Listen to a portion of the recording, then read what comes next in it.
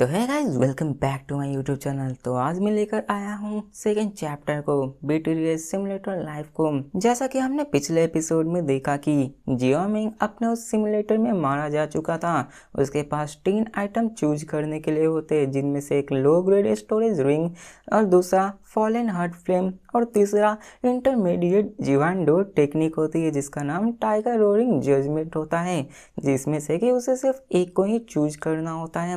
हम जियोमिंग को दिखाया जाता है जो कि पहले से ही स्पीचलेस हो चुका था इस एक्सपीरियंस को लेकर, जहाँ पर वो अभी मुश्किलात में था कि आखिर उसे उन तीनों में से कौन सा चीज़ सुनना चाहिए, उसके लिए कौन सा अच्छा होगा। अब यहाँ पे बिना किसी इन्फॉर्मेशन के आप लोग भी जानते हो कि सबसे बढ़िया है फॉलन हार्ट फ्लेम को चुनना, लेकिन अभी के मर्तबा उसकी लेवल इतनी नहीं है कि वो फॉलन हार्ट फ्लेम को ले सके। इस 2490 डे के सिमुलेशन में वो उसकी सबसे हाईएस्ट लेवल आइटम होती है जो कि अपीयर होती है।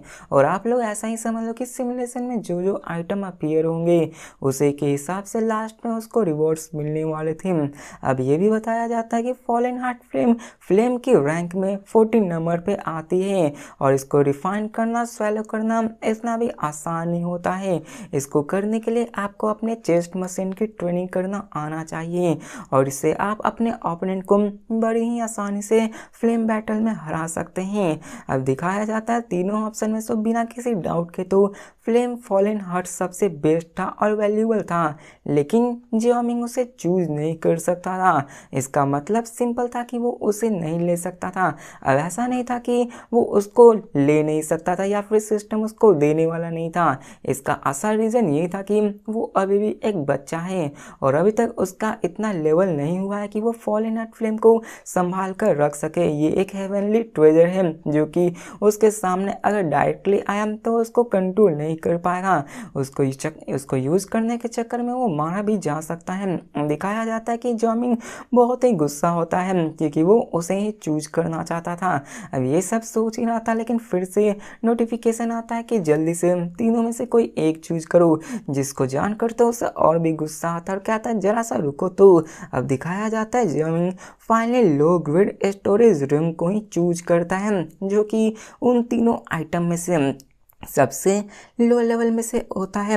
अब ये उसकी एक कारण होती है क्योंकि जैसा हम जानते हैं फॉलन हार्ट फ्लेम को चूज नहीं कर सकता क्योंकि अभी उसकी लाइफ उसके लिए ज़्यादा इम्पोर्टेंट है, और वो यहाँ पे लो ग्रेड स्टोरेज रिंग ही चुनता है, सिवाय कि वो एक इंटरमीडिएट जियोंडोर टेक्निक भी ले सकता है, लेकिन ये उसके लिए इतना भी अच्छा नहीं होने वाला था। और दिखाया जाता है कि उसके पास इंटरमीडिएट जियोंडोर टेक्निक भी होती है जिसका नाम टाइगर रोनिंग जजमेंट होता है।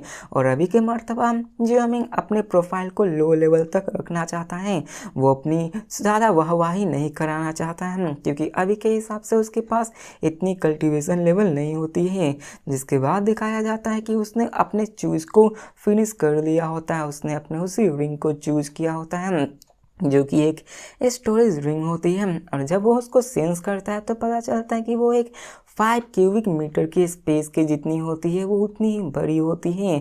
अब देखा जाए तो ये सबसे कम में थी, लेकिन क्या ही किया जा सके, लैब सिमुलेटर उसके लिए अच्छा साबित था, लेकिन अभी इसकी कल्टीवेशन इतनी नहीं थी। अब यहाँ पे वो ये भी सोचने लगता है कि मैंने अपने लैब सिमुलेशन को यूज़ किया जिसके कारण मुझे आने वाले फ्यूचर के बारे में पता चला है, और वो सोचने लगता है कि क्या ये लैब सिमुलेटर में फ्यूचर को प्रेडिक्ट कर सकता है। और वो इसी के बारे में सोचने लगता है और कहता है कि चलो कल मुझे पता है कि जूनर भी आने वाली है, तो मैं देखता हूँ कि क्या ये लैब सिमुलेटर सच में एक्यूरेटली काम करता है या फिर नहीं। अब टाइम बीतता है, कल्टीवेशन करते करते एक दिन और आ जाता है और वो अपने माउंटेन के पास आके बैठा हुआ था और चारों तरफ देख रहा होता है, और तभी वहाँ पे कुछ बच्चे आ जाते हैं जो कि आकर वहाँ पर बातें कर रहे होते हैं, जहाँ पे उनमें से एक बंदा कहता है कि क्या तुमने सुना यहाँ पे क्लैन में एक बहुत ही इंपॉर्टेंट गेस्ट आने वाला है और उसको लेने के लिए dog grand master power house के बंदे जा रहे हैं।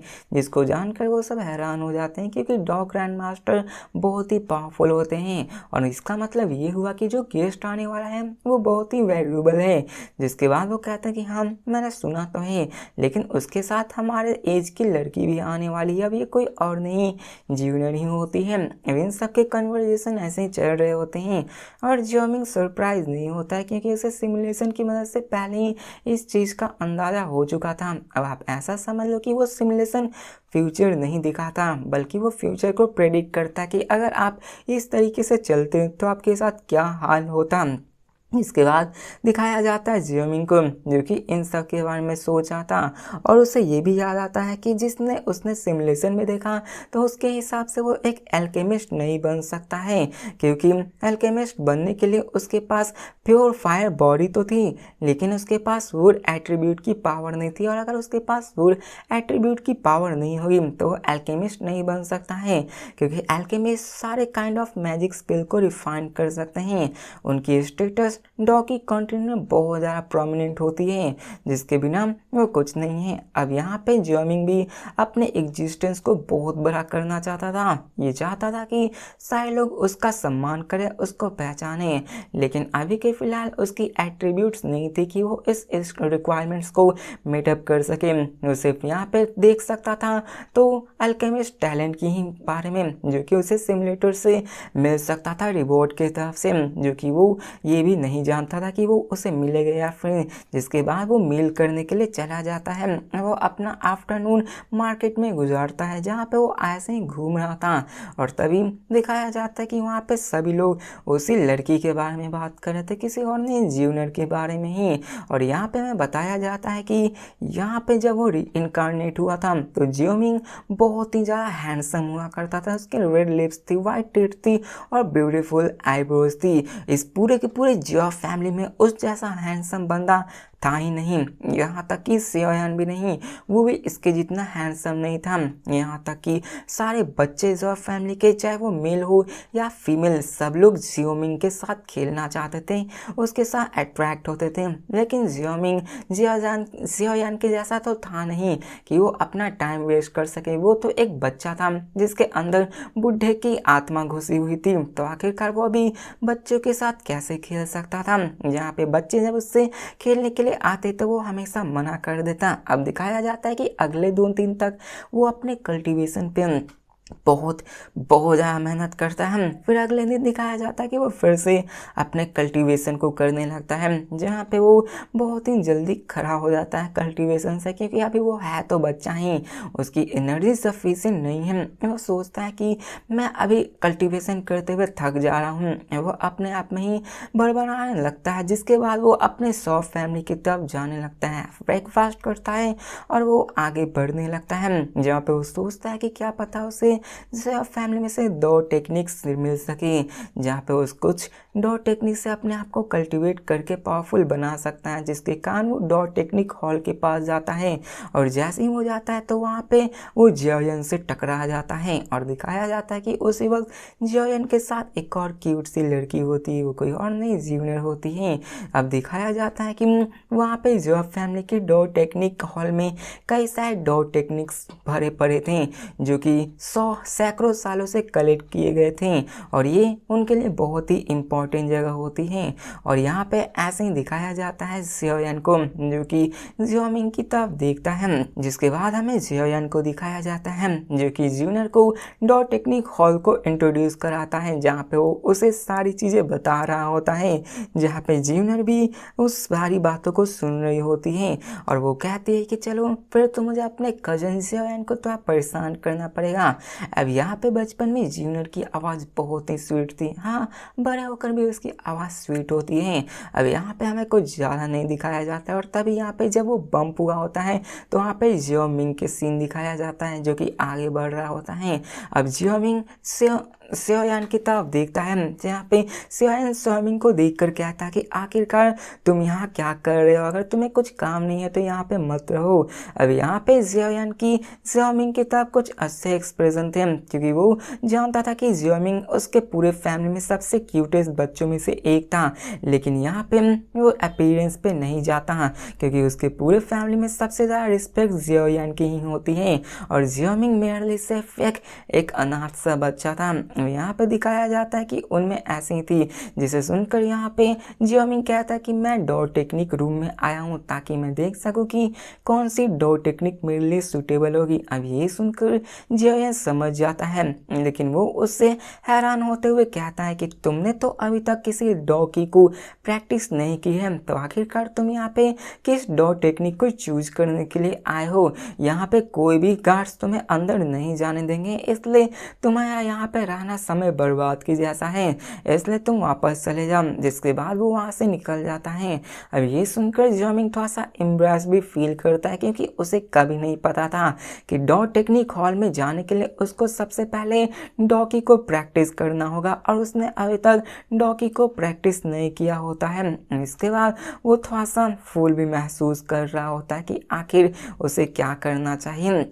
अब यहाँ पे उसे सारी चीज़ें पता थी क्योंकि उसने सिमुलेशन की वजह से फ्यूचर को भी देख रखा हुआ था और यहाँ पे वो सारी चीज़ें जानता था और सारी चीज़ें आगे के नेचर्स के भी बारे में जान चुका था, जहाँ पे दिखाया जाता है कि वो इन सब के बारे में सोचने लगता है, अपने कल्टीवेशन के बारे में भी जानता था कि उसे किस तरह प्रैक्टिस करनी थी। और अब फिर हमें रात का सीन दिखाया जाता है और यहाँ पे मैं बता दूँ कि उसके मन में ऐसे कई सारे ख्याल थे, जहाँ पे उसे एक और चीज़ पता थी कि जियोयान रात को जूनियर से मिलने जाएगा छुप छुप कर उसके छत को क्रॉस करके, और वो इस बात को जानता था। लेकिन अभी के फिलहाल वो इस चीज़ को इग्नोर करता। हमें नेक्स्ट सीन की रात का सीन दिखाया जाता है, जहाँ पे जियोमिंग अपने माउंटेन एरिया से प्रैक्टिस करके वापस आ रहा था। उसे पहले से ही थोड़ा अंदाजा था लैब सिमुलेटर की मदद से कि अभी क्या होने वाला है, और वो आगे जाने लगता है। वो जियोयान के छोटे से कोर्टयार्ड के पास आने लगता है और दिखाया जाता है कि वो वहाँ पे छुप कर देखने लगता है और वो कहता है कि क्या ही ये सर दर्द है, मुझे इन सब से बहुत ज़्यादा थकान हो रही है अपनी कल्टीवेशन की वजह से, लकीली यहाँ पे मैं आ चुका हूँ। और दिखाया जाता है कि वो सामने की तरफ देखने लगता है कि आखिर क्या हो रहा है, और यहाँ पे उसने कभी भी मिस्टेक नहीं किया होता है। और दिखाया जाता है कि वो आगे बढ़ने लगता है और वो आगे बढ़कर एक छोटे से कोर्टयार्ड के पास आने लगता है। हमें दिखाया जाता है जियोयान को, जो कि एक दीवार को क्लाइंब करके जाने की कोशिश कर रहा होता है, लेकिन तभी उसके पीछे से आवाज़ आती है कि आखिर कौन है वहाँ। जिसको सुनकर जियोयान जो दीवार को छलांग मार रहा था, उसकी आवाज़ सुनकर वो नीचे गिर जाता है। असल में यहाँ पे जियोयान जूनियर के रूम में घुस रहा था, और जैसे ही वो आवाज़ सुनता है तो उसका दिल घबरा सा जाता कि आखिरकार यहाँ पे आ कौन गया, और वो नीचे गिर जाता है। यहाँ पे दिखाया जाता है कि उसके कान वहाँ पे हल्ला भी होने लगता है, लेकिन जैसे ही जियोयान आगे बढ़ता है तो वहाँ पे वो जियोमिंग को देखकर थोड़ा सा शर्म भी फील करने लगता है। और जियोमिंग जियोयान से कहता है कि कजन जियोयान, आखिरकार यहाँ पे तुम क्या कर रहे हो, और इस रात के समय में आखिरकार तुम इस दीवार पर क्यों चढ़ रहे हो, क्या तुम्हारे मन में कुछ बुरा करने का इरादा तो नहीं है। अब यहाँ पे जियोयान पहले इस आवाज़ को सुनकर घबरा गया था कि कहीं कोई एल्डर तो नहीं आ गया, लेकिन जैसे ही वो जियोमिंग को देखता है वो थोड़ा सा शांत हो जाता है, क्योंकि यहाँ पर वो अपने डॉगी की मदद से जूनियर के घर में इंटरप्रेट करने की कोशिश कर रहा था, मतलब उसके घर में स्नीक आउट करने की कोशिश कर रहा होता है। और बताया जाता है कि जियो फैमिली में जिसके भी पेरेंट्स अलाइव थे वो बच्चों को अपने पेरेंट्स के साथ ही रखते थे, वहीं पे ऑर्फन एक दूसरे से रूम शेयर किया करते थे, और जबकि जूनियर यहाँ पे अभी अभी आई है तो उसे रूम में अकेले ही रहना पड़ रहा था। और हमें दिखाया जाता है कि अगर यहाँ पे इस चीज़ के बारे में क्लैन हेड को पता चल गया तो उसकी बहुत ही बेइज्जती होने वाली थी।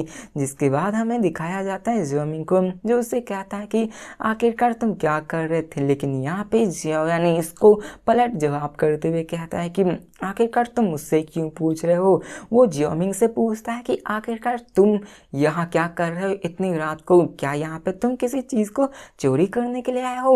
अब यहाँ पे जियोयान ने ही पलटवार कर दिया होता है जियोमिंग पे कि आखिरकार तुम यहाँ पे क्या करने करने आए हुए हो? यहाँ पे क्या तुम चोरी तो नहीं करने आए हुए हो? अब यहाँ पे जियोमिंग मन ही मन में हंसने लगता है क्योंकि वो एक इनकारनेटर था और उसे लगा था कि अगर यहाँ पे कोई और बच्चा होता तो जरूर ही डर से कांपने लगता, लेकिन यहाँ पे उसके साथ उल्टा ही हुआ। जियोन ने इस सिचुएशन को ही पलट दिया होता है, उसने अपने माथे को ही कूट रखा होता है। जिसके बाद लेकिन यहाँ पे क्या करे, जियोमिंग के पास भी इसका जवाब होता है। वो उल्टे उसको जवाब देता है कि मैं माउंटेन पे सो गया था और फिर मैं उठा तो मैं अपने घर वापस आ रहा था और मेरे पास सिर्फ यही एक रास्ता था वापस आने के लिए। और आखिर जब मैंने देखा कि यहाँ पे कुछ अलग हो रहा है तो ही मैंने आवाज़ दी कि कौन है वहाँ पे। अब जियोमिंग भी जवाब देना जानता था, लेकिन यहाँ पे दिखाया जाता है कि जियान उससे फिर से कहता है कि जल्दी बोलो आखिर तुम्हारे यहाँ पर क्या पर्पज़ है, वरना मैं एग्जीक्यूशन हॉल को बता दूंगा। लेकिन यहाँ पे उन दोनों में बातें हो रही होती है कि तभी वहाँ के दरवाजे को ओपन किया जाता है, उसमें से कोई और नहीं जियोनर निकलती है और वो आकर कहती है कि तुम दोनों के बीच में क्या हुआ। और यहाँ पे जियोनर थोड़ी सी कोल्ड और इनडिफरेंट टेम्परमेंट में लग रही थी, लेकिन उसकी खूबसूरती अभी भी देखी जा रही होती है। अब यहाँ पे दिखाया जाता है जियोन को, जो कि जूनियर के उस ठंडी निगाहों को देखकर तो और भी डर चुका था और वो घबरा कर बोलने लगता है कि मैं यहाँ पर ऐसे ही वो बोलने लगता है। उसने मुंह से आवाज़ तक नहीं निकल रही होती है और उसने नहीं लगा था कि यहाँ पे जूनियर बाहर आ जाएगी। जिसके बाद दिखाया जाता है कि तुम लोग आपस में बात करो, ठीक है तुम दोनों आपस में बात कर लो। और यहाँ पे वो कहता है कि कजिन जियोमिंग क्या यहाँ पे कुछ और के लिए तुम आए हुए हो? लेकिन यहाँ पे कहता है नहीं, मैं तो बस यहाँ से पास हो रहा था। और यहाँ पे जिसके बाद वो चला जाता है, जिसके बाद जियोन भी वहाँ से चला जा चुका होता है। इसके बाद दिखाया जाता है कि उन दोनों के जाने के बाद जियोनर अपने रूम की तरफ आगे बढ़ने लगती है, लेकिन उसी के साथ वो कहती है ओल्ड लिंग। और तभी वहाँ पे छाये में से एक बंदा निकलता है जो कि उसके सामने झुक जाता है और ये वही बंदा है जिसके बारे में आप जानते ही हो, जो कि जियोनर की हमेशा प्रोटेक्ट करता है और जिसने आगे चल के जियोन की भी मदद की होती है, उसे बचाया होता है। और ये वही शैडो मास्टर होता है जहाँ पे वो उसके सामने झुकते हुए कहता है, तो वो कहता है मिस। जिसके बाद जियोनर कहती चलो मुझे बताओ कि यहाँ पे आखिर क्या हुआ था। जिसके बाद ओल्डिंग उसे सारी चीज़ें बता देता है। जिसको रिपीट करना वैसे लाजमी तो नहीं क्योंकि आपको पहले से ही पता होता है। जिसके बाद यहाँ पे लिंक सारी चीज़ें उसको बता देता है और जियोनर की फेस भी थोड़ा सा यहाँ फ्रोस्ट में कवर हो जाती है और वहाँ पे उसके चेहरे से भी स्माइल गायब हो जाती है क्योंकि यहाँ पे उसे थोड़ा सा गुस्सा आ रहा था कि जियोन उसके रूम में स्नीक आउट करने की कोशिश कर रहा था। जिसके बाद वो कहती है कि लिंगिंग ऐसा दोबारा नहीं होना चाहिए। तो वो लिंगिंग कहता है कि ये आपका ओल्ड सर्वेंट थोड़ा सा केयरलेस था, अब की बार से ऐसा कभी भी नहीं होगा।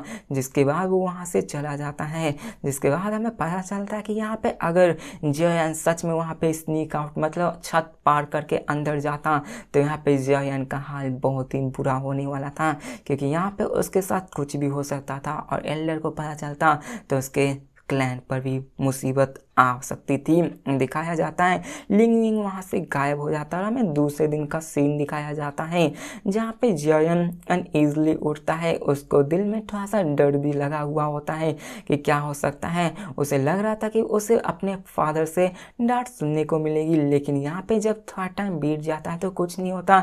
तो उसे पता चल जाता है कि जियोनर और जियोमिंग ने इस बात को पब्लिक नहीं किया होता है। तो इसी के साथ फिर से टाइम पास होने लगता है और सेकेंड सिमुलेशन की बारी आ जाती है। तो इसी के साथ ये वीडियो भी खत्म होती है। तो मिलते हैं नेक्स्ट वीडियो में सेकेंड सिमुलेशन के साथ में। और आप लोग बताना आपको ये नोवेल कैसे लग रही है। अभी तक आपको थोड़ा सा ये बोरिंग टाइप लग रही है या फिर रिपीटिंग टाइप, लेकिन ये समझ लो कि ये स्टोरी BTTS से बहुत ही डिफरेंट होने वाली है। इसमें बहुत ही फनी एक्शन हर एक चीज़ का भरमार है। आपको ये परफेक्ट वर्ल्ड BTTS या फिर किसी और नोवेल से बहुत ही अच्छा लगेगा। तो मिलते हैं नेक्स्ट वीडियो में, तब तक के लिए बाय।